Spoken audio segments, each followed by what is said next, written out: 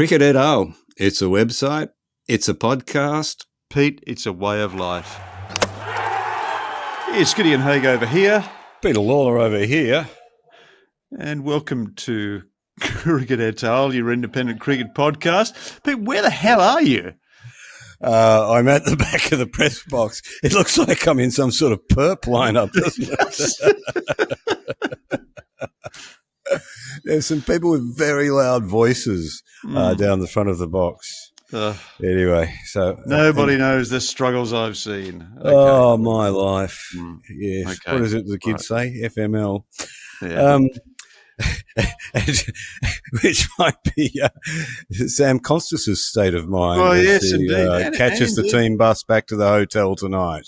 And indeed Australia's, because it's a nipper in this test match, isn't it? Australia lead by 45 with 8 second innings wickets in hand. You couldn't ask for any better, really, after 2 days. Definitely going to get a result, and it really could go either way. It's been a fascinating day's play. Oh, yeah, it is really fascinating day's play. And look, at one point there in the day, I thought Australia really were going to take a sizable, possibly 100-run first innings lead. They had the West Indies at 7 for 174, and with only the tail to come. But the tail did a great job. Some fantastic hitting by Elzari Joseph and Shamar Joseph, the Joseph twins. Yeah, the Josephs, yep. The Josephs, yes, the two Josephs. And then Phillips and Seal hung on a bit at the end there too. So it was quite credit to the West Indies for doing that. I suspect that stop me if you've heard this before. Batting gets a little easier as the ball gets older. And the Australians just couldn't quite winkle them out. I mean, Pat Cummins could smell blood. He was getting that ball to shoot through, but he couldn't quite get it onto the stumps, and they had a number of LBW decisions that didn't go their way. And so the West Indies got to what did they get to within? About 35 runs or something like that? Yeah, look, it was tight towards the end. And I mean, they finally got the wicket with Travis Head.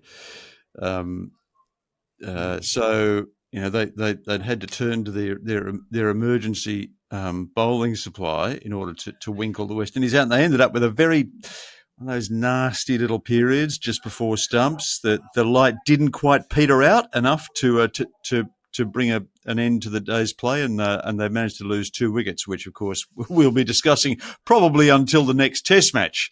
This being sort of Australian flaky batting watch this tour.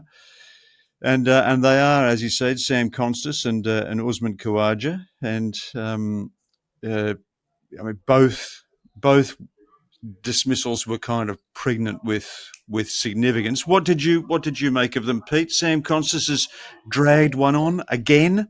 That's never a good sign, isn't it, when a player is dragging them on?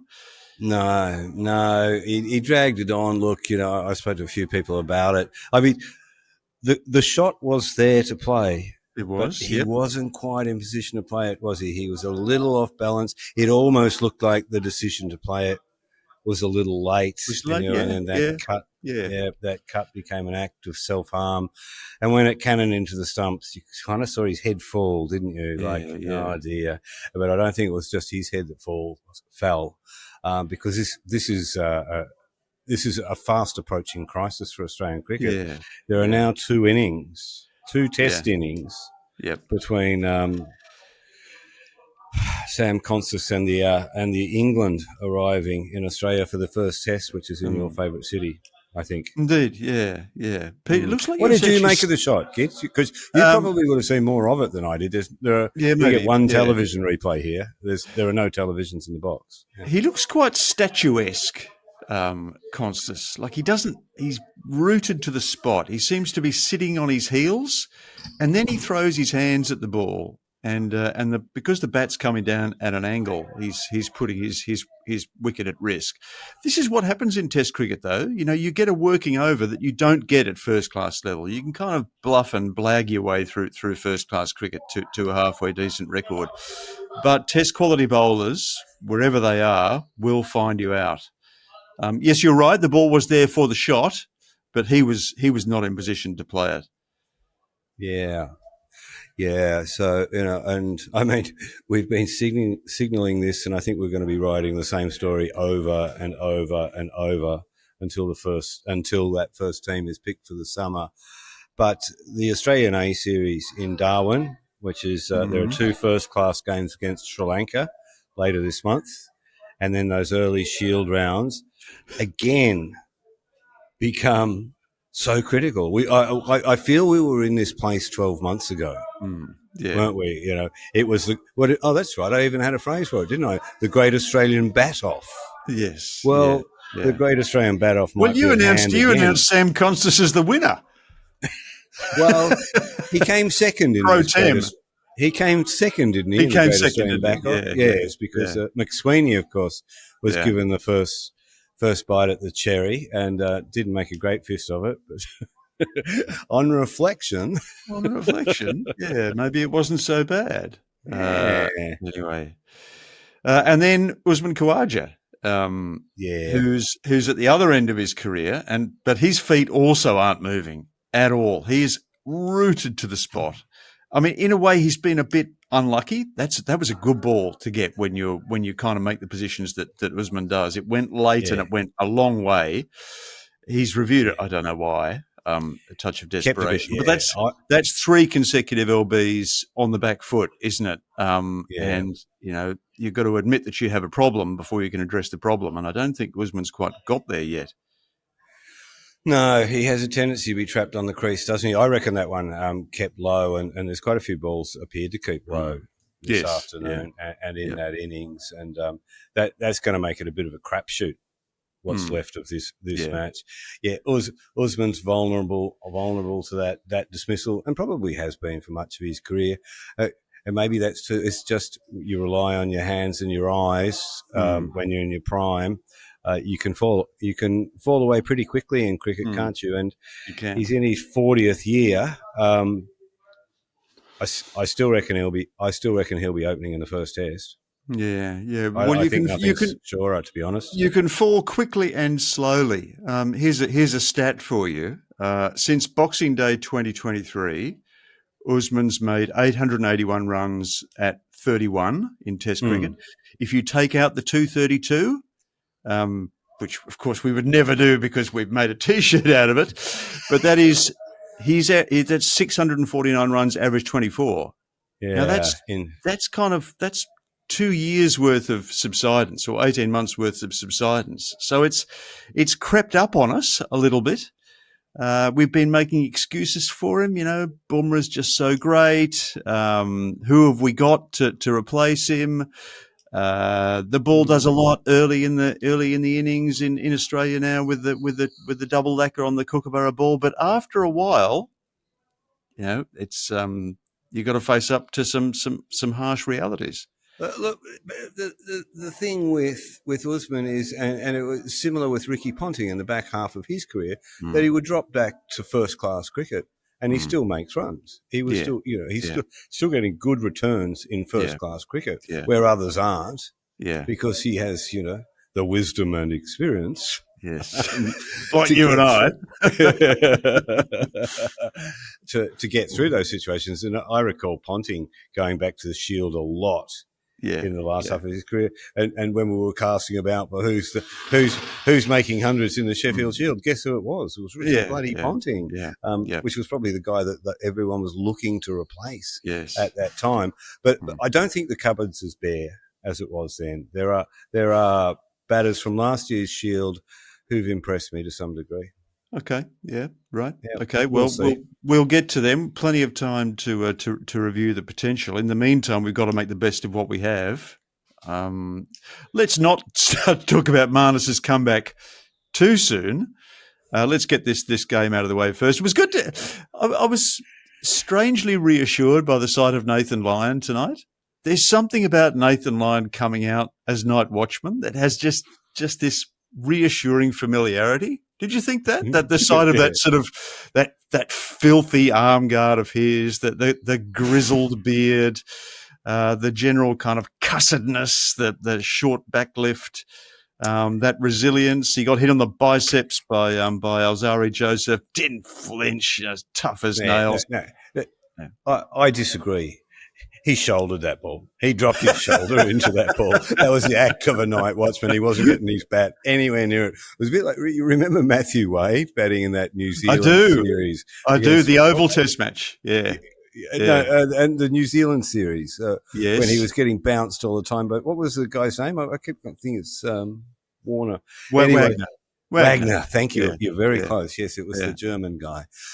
Those long, boring symphonies. And Wade just dropping his bloody shoulder into the ball.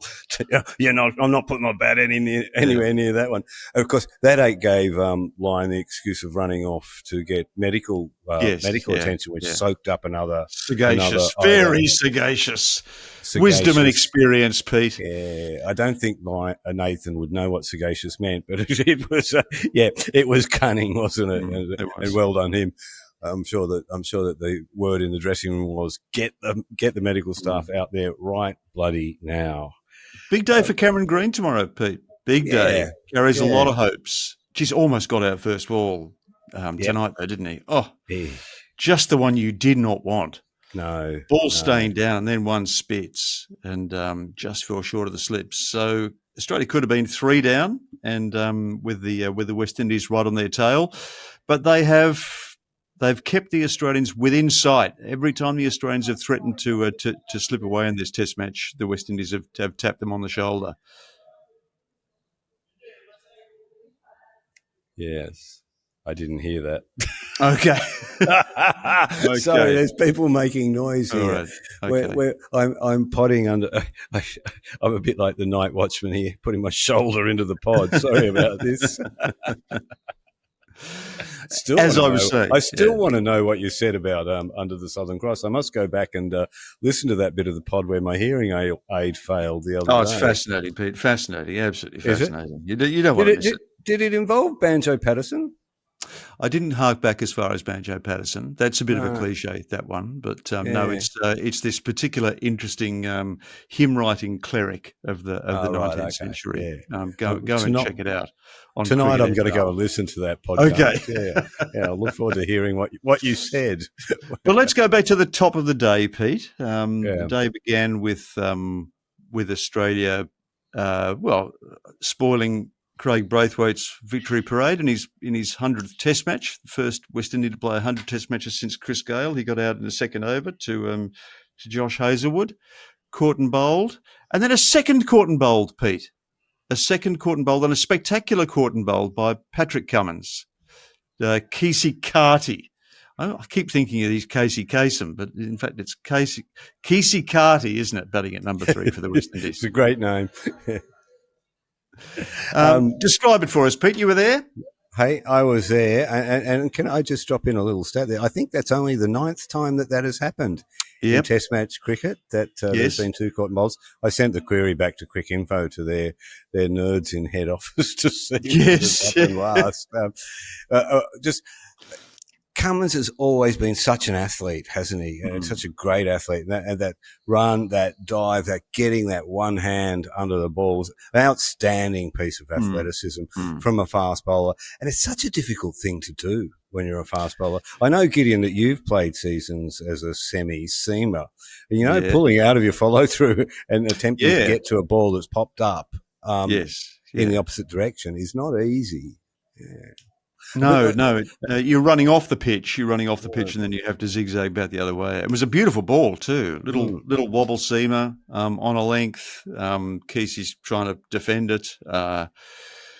Inside edge into the knee roll. Terrific piece of cricket. And Australia at that stage, looked as though they were going to run away with it. John Campbell once again. Oh my God, this guy. Like I said, he's got talent, but he is really stupid, isn't he? Really stupid. Oh, that shot. Yeah. Oh my God. And there is a reason this guy's played 21 Test matches and never gotten beyond 68. And he can bat, but goodness me, his capacity for premeditation is very T20, and he's not even that good a T20 player. And that's on a wicket where you've seen, two batters dismissed being unable to play through the ball. It was the most ambitious of shots, wasn't it? Yeah. But look, Brandon King. Now, he looked like a player during the last Test match. I know he didn't get too many, but he makes good shapes. He's got a nice technique. He seems to play the ball quite late, and he's played beautifully today. That's a really fine innings against the top level attack, Brandon King.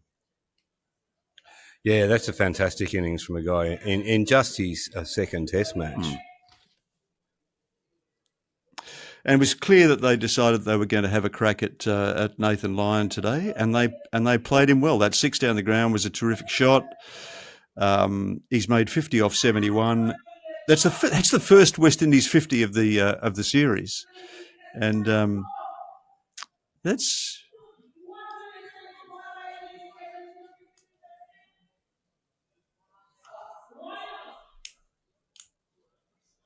I can't hear anything you're saying. Yeah, we might just. I think someone's pause giving there. birth in the toilets next to me. I'm going to have to move it.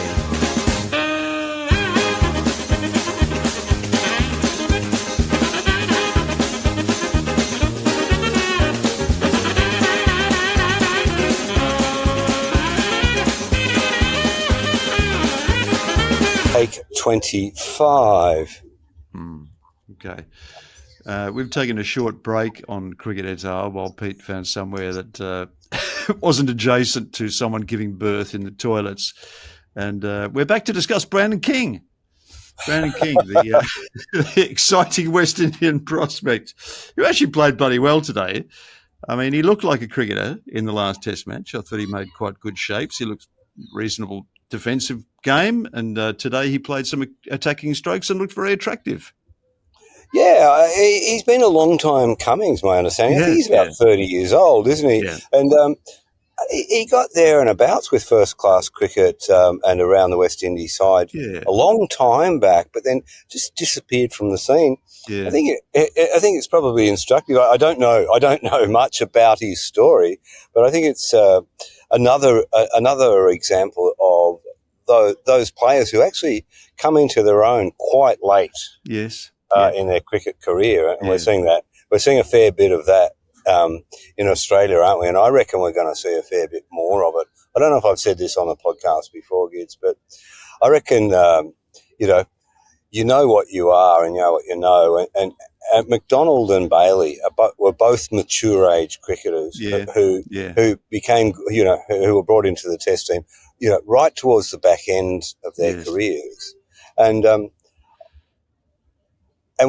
probably, I reckon that sort of set a bit of a template. I mean, the template was set earlier with Hussey and things like that, but we can see it with Bo Webster. You can see it with who else, kids, who's come into the team. I mentioned Hussey before, but there are guys who kind of muddle along and for one reason or other don't quite get to that next level. But when the chance opens up for them, they're in a very good position to take it. And he batted today, Brandon King, I think, like a guy who said, well, my chances come along. There's nothing to lose here. I'm going to have a crack. And it was an outstanding innings, in my opinion. I think it was unlucky to end when it did, to be honest. I think you're probably thinking about players like Chris Rogers, Ryan Harris, Brad Haddon, who all played the best cricket at the towards the end of their careers. Scott Boland is another good example of a player who just suddenly seemed to get a yard. In his early 30s and to work out what it was all about. So Brandon King, yes, maybe a late maturer, but he certainly looked tactically aware today. He clearly decided that he was going to have a crack at Lyon and played him really well. Didn't muck around, used his feet, hit a lovely 6 down the ground, didn't let him settle. Took a very, very good ball to discommode him. Bit unlucky to get out towards the end. That little nick down the leg side, awful way to get out. Could easily have been spared another day. Yeah. I reckon it was Cameron Green's wicket to some degree. Yeah. Smith, what's his name? Captain Cummins was off the field. Yes. So Smith was in charge. Yeah. And I don't reckon he wanted to appeal. I don't reckon he wanted to go up, but Green, who was square of the wicket, was extremely excited. I mean, he must have younger ears, and I think he convinced Smith to go. Smith went late up for the review on that one, and lucky he did. It's kind of an awkward spot, isn't it, when you're left holding the wheel and something like that happens? Do I burn a review? Do I not review when he could be out?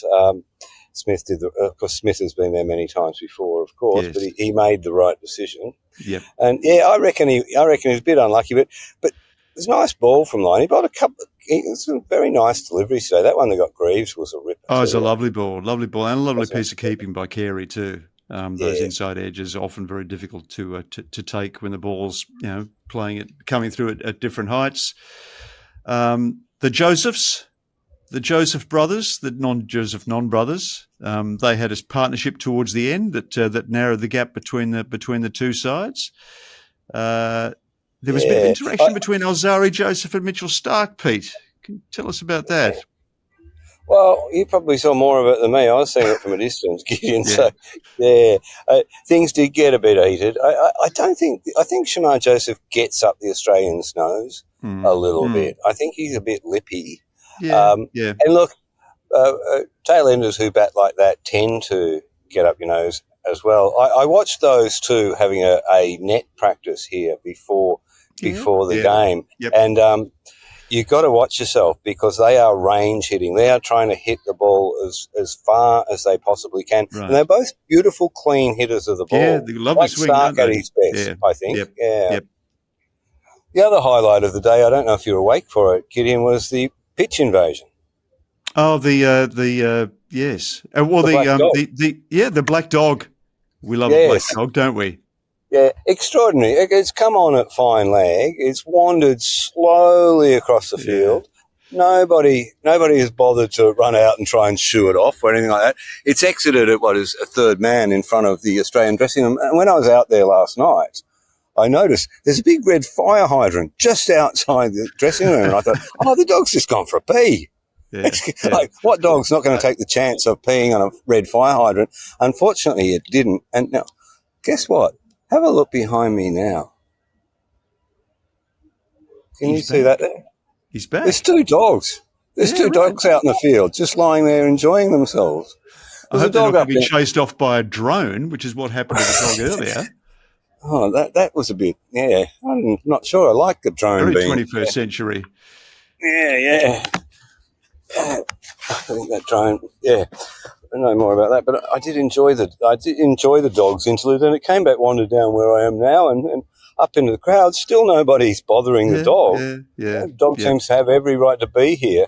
Last seen being chased by those Shep boys with their video camera around the back streets. So I assume a comic video is on its way, featuring the black dog of the second day of the test.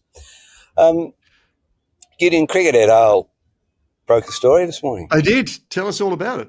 Yeah, well, I think you played your part in it. I think it was a team effort, wasn't it? Yeah. Yep. Well, as you said on the podcast the other day, very generously that you were. Did you say it on the podcast, or did you say it to me later? Yeah. I never know what we say with the recorder on or with the recorder off.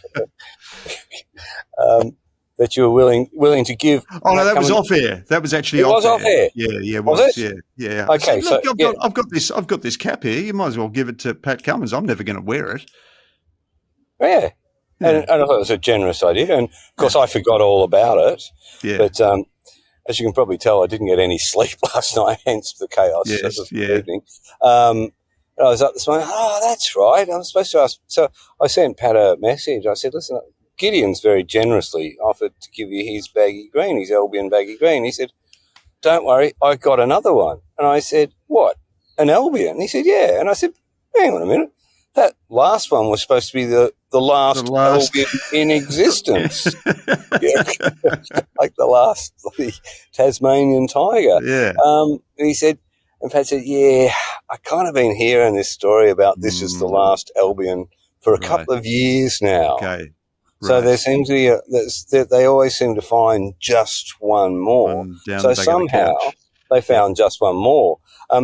He told me, because it actually hadn't been explained what happened to the first one. So we saw the first one at the captain's photograph on the day preceding the first test. Asked him about it. I took that lovely photo of him with it. He was very proud of it. He had the blazer on. He went back to the dressing room. He hung his blazer in his locker. He hung his cap in his locker. He closed the door, came back the next morning. The cap was gone. It's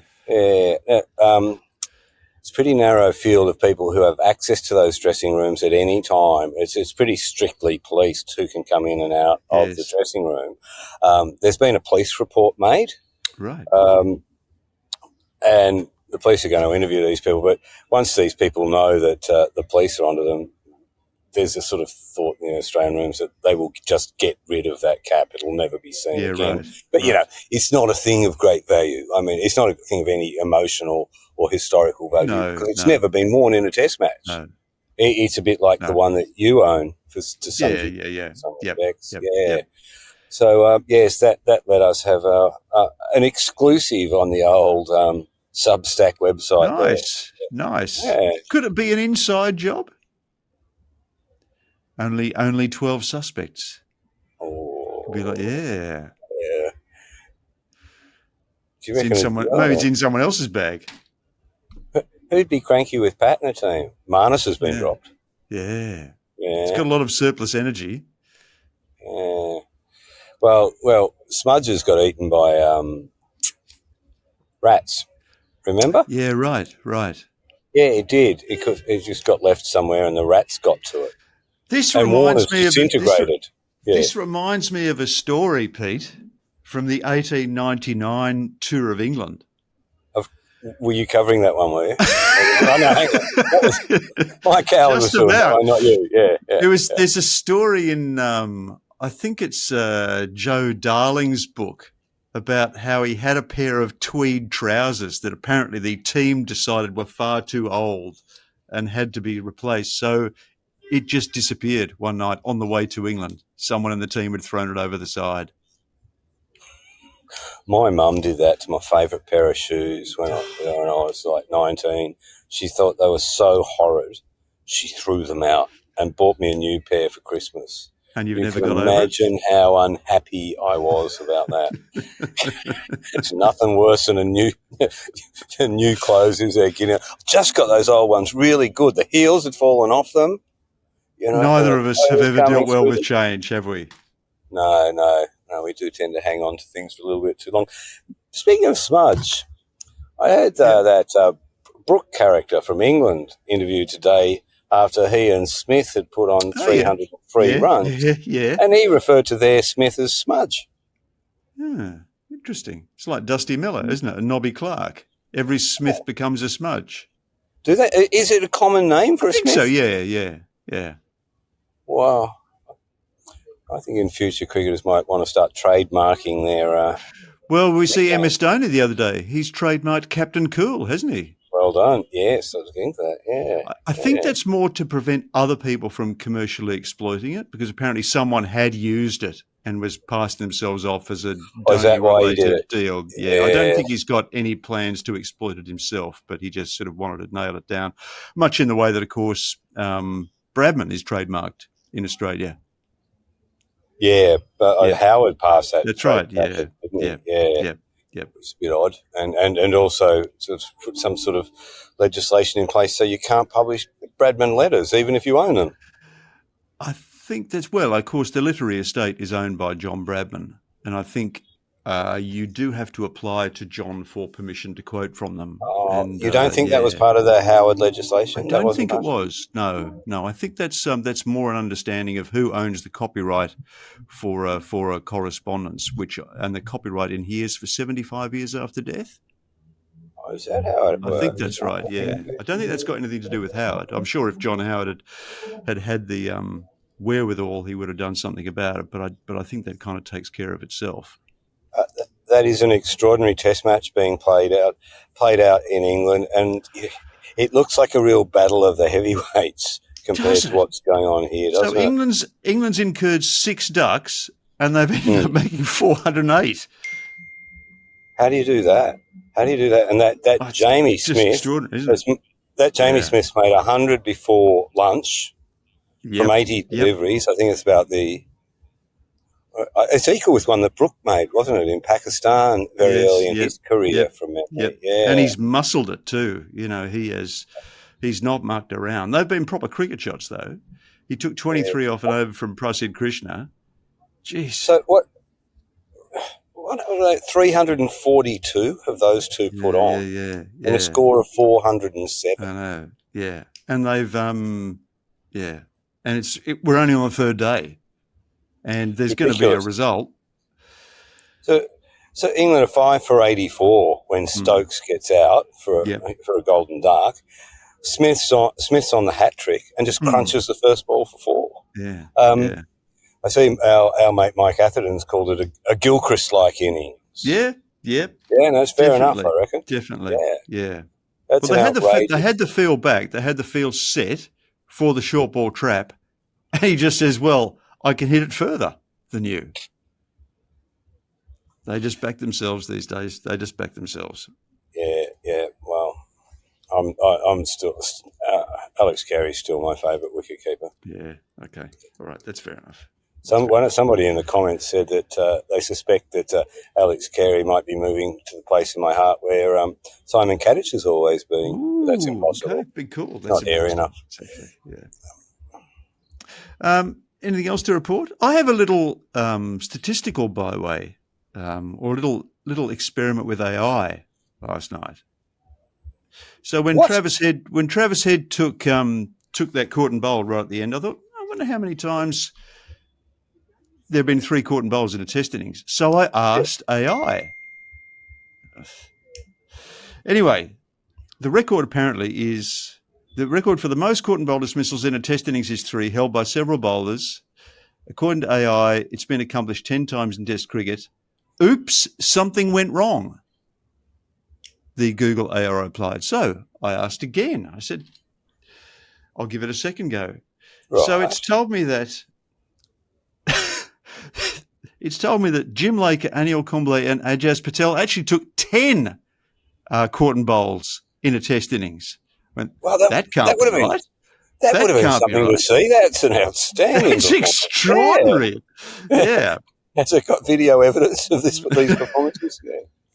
Anyway, it's finally told me that 4 bowlers in Test history have taken 3 caught and bowls in a Test innings, which wasn't what I asked in the first place. And of course, by that stage, I'd lost interest. But it did interest me that Google AI is that speculative. And that everything has to be trusted but verified. Yeah, I really haven't gone there myself, to be honest. I know my daughter uses it a lot for her work and things like that. Yeah, I think you can harness it and use it properly. I was discussing it the other night with my daughter. She introduced me to Grok, which is the X AI. Yep. So I asked Grok, why is Elon Musk such a dick? And it gave me the usual sort of shilly-shallying AI response. You know, on the one hand, this great engineer, on the other hand, that controversial public figure. And then it said, would you like to unpack this further? So I asked Grok, why should I trust you? And it just started spinning. On my phone. I put my phone down. I went back to it 10 minutes later. It was still spinning. 10 minutes later, still spinning. It couldn't make up its mind why I should trust Grok. And fair enough too. Why should I? That sounds like that scene from that John Carpenter movie, you know, where the spaceman argues existentialism with the Dark computer. Star. Yeah, Dark Star. Yeah. Great movie. Remember the bomb's about to go off. I think, therefore I am, and I'm going to blow the crap out of it, you all. And he gets down there and discusses existentialism with us. It does and feel sort of blows its mind and blows them all up in the process. Exactly. Spoiler alert. It really feels like we're in a Philip K. Dick novel these days, doesn't it? But, I mean, did you see that thing that I sent you the other day? Our listener Paul McGrath was asking how many episodes of Cricket et al. There'd been. So he asked AI. He asked the Meta AI, and I can't remember whether I actually sent this to you, but I'll find it on my phone. So, God, those somewhere. dogs have settled in for the night. So Yeah. I'll hold this. I'll hold this up, Pete. Yeah. Okay. If you can see this on my phone, I'll read it out to you. There's only one Cricket et al. Podcast I could find. It's hosted by Pete, Gid, and Gaz, and they discuss various cricket topics, often with a humorous tone.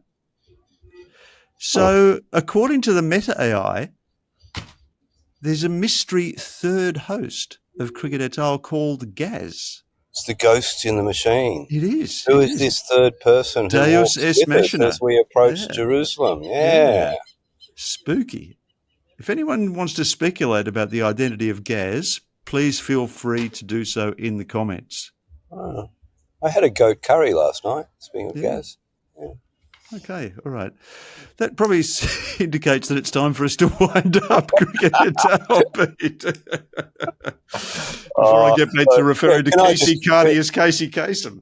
Can I just apologise for my mental condition this evening? I am exhausted. Stick with me. I'll try and get some sleep tonight. Well, look, I don't think it's going to go too far beyond tomorrow, Pete, so you might get a couple of recuperative days off. But in the meantime, that's all I might just go. Sorry, I might just go up and curl up with those two dogs. I mean, there'd be no nicer place to sleep than on a cricket field. I've slept on the SCG. I know you have. Yeah, but it wasn't as pleasant as it is here right now. Yeah. Move over, dogs. Pete, that might be Gaz. Yeah. That's all we've got time for on Cricket et al. Been great to have you with us. We'll be back tomorrow morning with the latest on the Australia-West Indies Test match, and probably England-India too. They're parallel Test matches and they're going off in their directions as Test cricket is wont to do, but you can follow it all on Cricket et al. But in the meantime, it's goodbye from me. And it's good night from Gaz.